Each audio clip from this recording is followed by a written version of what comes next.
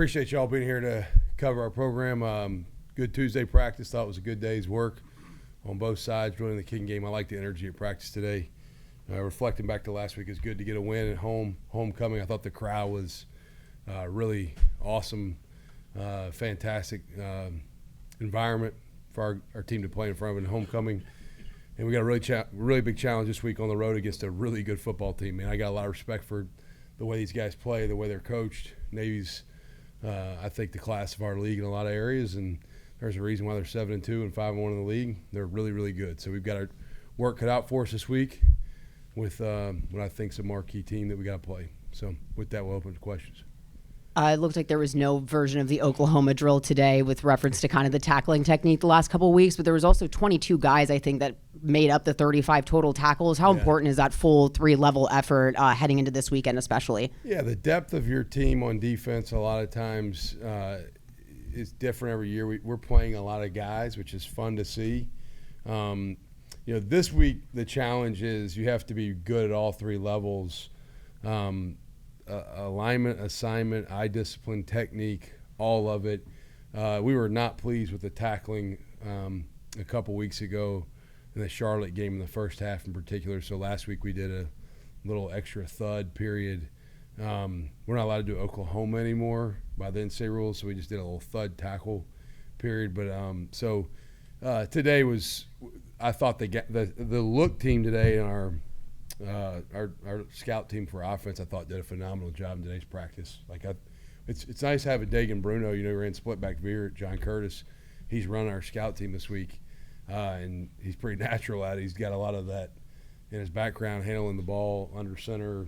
Doing some of the reading stuff that we're asking him to do this week. So, but yeah, we didn't do that post practice today. But I thought the energy during the practice was good, and the depth of that many guys being involved in the game, making plays, is fun to watch.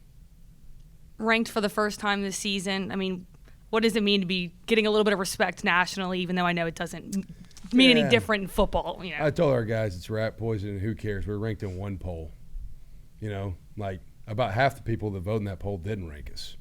So it's like we're not really that respected yet. We slid in the back door. I think we were 25th by probably the skin of our teeth. So I'm not that impressed. And if our team's very impressed, then I'm not impressed.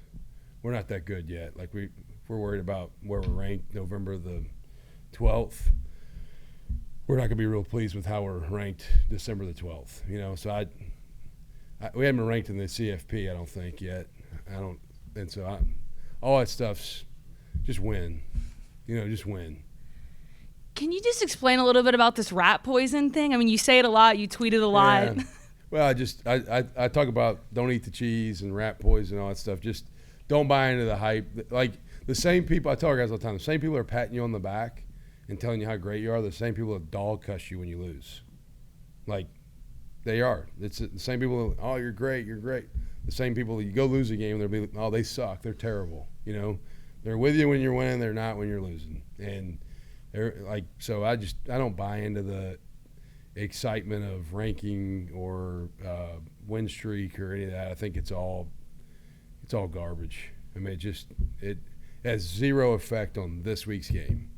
We get to carry no points over from last week's game and count to this week. So you get what you earn each week. This is a very humbling game. You get every 7 days to get promoted or exposed, and everybody that we play is good enough to expose us. And we're also good enough to, if we start to feel real comfortable by ourselves or complacent, we're not that good. I mean, we're good when we play with a lot of focus and detail and the chip on our shoulder and a blue-collar mindset. If we lose any of that edge, we will not be very good. So it's hard. But our guys have had the right mindset this week so far, and hopefully they'll continue that. You had success against Army defensively the last 2 years at Troy. I know different team, different style offenses, but it is still the option. What are the big differences between what Army runs and what this Navy team does? And having had to prepare for Army those 2 years, will that help you? There's some things that you go back. I mean, leveraging the football, having a dive quarterback pitch player, there's some elements that are the same. There's some schematic things that are different. The people are different. the Navy quarterback really, I think, is a really good passer, which I think is unique a lot of times in this offense. It's just another running back in the backfield. He is that too, but they've been explosive in the throw game. That's probably where they're scary in a lot of areas. They're built a little differently by who their people are. Like the Army dive back the last couple years we played him. He looked like a offensive lineman that can run 4.7. He was like 260, 270. I'm like, who's this guy? Like, these guys they're probably all maybe a little more conventional running back looking bodies. This 22 that plays one of the slots for him, I think, is a Swiss Army knife guy that runs it really good, catches it really good, and the schematics are unique. They almost are like they play the game in different buckets. So, like, it's not just triple option. Some of it's wing T-ish. Some of it's they get in the gun and do more conventional things. So there's really like buckets you have to be prepared to play this game in. They get to dictate which bucket they're playing in that down, and we have to kind of adjust our eyes and our alignment to match. And it is a real challenge. It is a real challenge.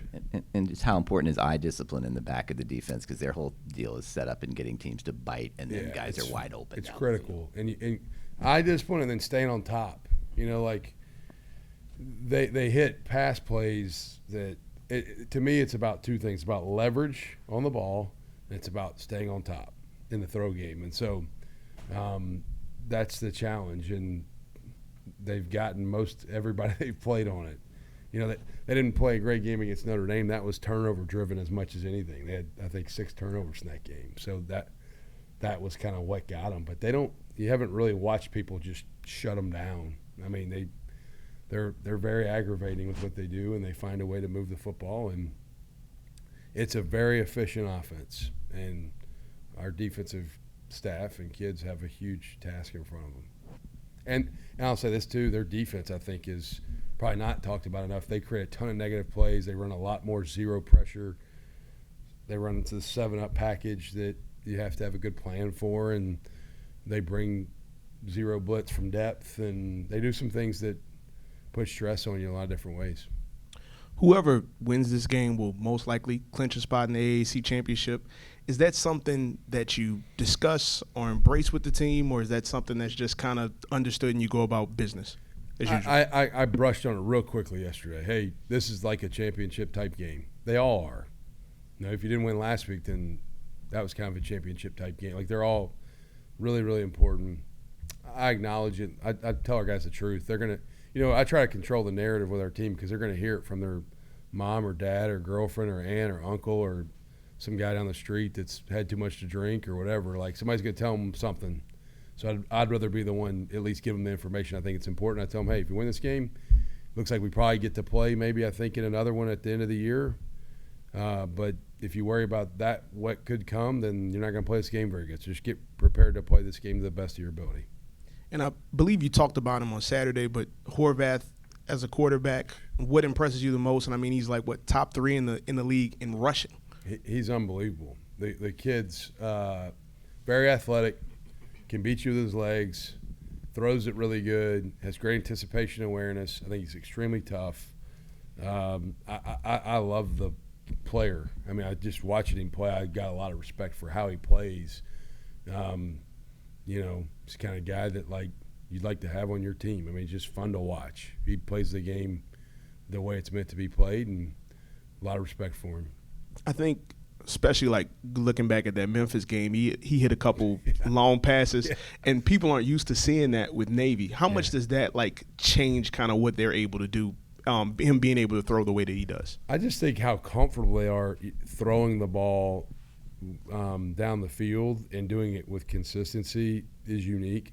A lot of times you see maybe 3-back option type teams that want to go 3-4 yards a play and grind it out. They're okay doing that. They don't have a problem doing that, but they have probably more explosive ability throwing the ball down the field than most of the teams that you would associate with this style of offense typically. So that's probably just as scary as anything, is that they can lull you to sleep and throw one by you, or throw two by you, or throw three. I mean, they've been very explosive in the past game. Coach, you talked about leverage on the ball, staying on top of them in the throw game. For your defense and your secondary that has been top of the league in that type of scenarios, how confident are you that they can do that in a game like this? I'm confident in our guys. It's really about just doing your job, being really disciplined and detailed in what you're supposed to do, and not worrying about maybe something else that's in their periphery. Do your job. I use this saying a lot with our staff and kids, is like, see a little, see a lot. Like, see a little and you'll see all you need to see. You'll see a lot. If you try to see a lot, you're not going to see anything. So see what you need to see. And then the communication component of maybe what we're getting is important, but it's about really just playing with clean eyes and being where you're supposed to be, and, be on time to your job and late to somebody else's. It's okay to show up with second effort, maybe away from where your primary job was, but don't show up early to somebody else's job and not do yours the right way. And to your point of maybe a championship on the horizon there, how poised, and can you just speak to Mensa's composure as these games are getting a little more heavier, with a little more weight on them maybe? Yeah. I've never seen him maybe just get rattled, he's just kind of a calm. He's almost so calm sometimes it makes me a little uneasy. I'm like, are you excited or whatever? He's just very even. So his first start, he was that way. Play against some big opponents early, he was pretty calm, even maybe through some moments where he didn't do some things he would like to have done to the best of his ability. He's just a very steady young man, and very confident in him. He prepares incredibly well. He's a young player who's getting exponentially better as he's getting more time on task. But he put so much time into his preparation. And, we've got a sign right outside the team meeting room here. It says, "Destiny favors the prepared." If you're prepared, usually good things happen for you. If you're not, usually good things don't happen for you. And so he prepares incredibly well. With the success that the academies are having this year, obviously got Navy this week and Army, what they've done, and the fact that they're not using the portal has kind of become the norm here in college athletics. What do you think that says out there, that they've got this continuity and aren't going into the portal and having the success they're having? Yeah, I think while you could view some things as a disadvantage or an advantage, right? Sometimes your greatest strength is also a weakness and vice versa. I've almost view it similarly as our opportunity here. When you come to Tulane or Navy or West Point or the Air Force Academy, any of those type places, you're not really, especially when you do it out of high school, you're not making a 4-year decision. You're making a change your life decision. I think the tuition here is $60-something thousand a year. All right, I don't know if my mom or dad ever made more money than that ever in a year in their career. So when you make that decision, you're buying into something for the development for the rest of your life, not for the next couple of seasons of football. And while we're all football matters, I think the guys that are buying into a place like the academies or Tulane for that matter, I think we're in that sphere a little bit from an academic prestige standpoint. I think you're making a lifetime decision, and so when you commit there, you're kind of in, and then it does the connectivity, the culture, the cohesiveness, the taking pride in what you're playing for, the love of your brother and the brotherhood component of. We talk a lot in our program about love. It's one of our core values. And I think, the quote, "The true soldier doesn't fight because he hates what's against him. He fights because he loves what's behind him." I think there's some carryover maybe from those places and our place too, to be quite honest. Thank y'all. Appreciate it.